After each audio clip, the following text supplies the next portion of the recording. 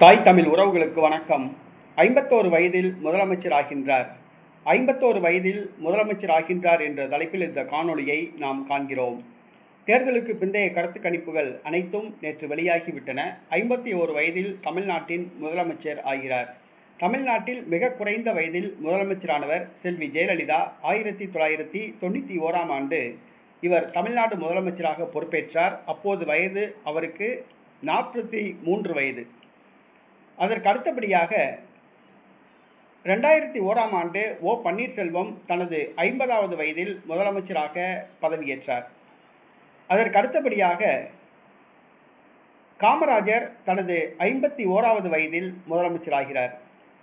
ஆக காமராஜருக்கு பிறகு மிக குறைவான வயதில் முதலமைச்சர் ஆகிறார் என்ற பெருமையை தமிழ்நாட்டை சார்ந்த ஒரு தலைவர் பெறுகிறார்.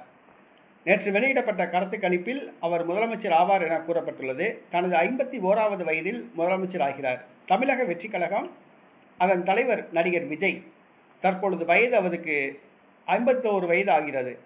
நேற்று வெளியிடப்பட்ட கருத்து கணிப்பு தமிழக வெற்றிக் கழகம் ஆட்சியை பிடிக்கிறது என்று 2 ஊடகங்கள் தெரிவித்துள்ளன. அந்த 2 ஊடகங்களும் முக்கியமான ஊடகங்கள். ஒன்று இந்தியா டுடே, அடுத்ததாக மை ஆக்சிஸ் இந்தியா. ஆக 2 இந்திய தமிழக ஊடகங்களும் ஒரு முக்கியமான கருத்தை வெளியிட்டுள்ளன. நடிகர் விஜய் முதலமைச்சர் ஆகிறார் என்ற கருத்து கணிப்பை வெளியிட்டுள்ளன. தனது 51வது வயதில் தமிழ்நாட்டின் முதலமைச்சர் ஆகிறார் நடிகர் விஜய்.